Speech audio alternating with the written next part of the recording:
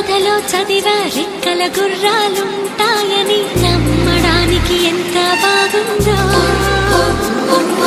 బాలమిత్ర కథలో చదివా పగడపు దీవులు ఉంటాయని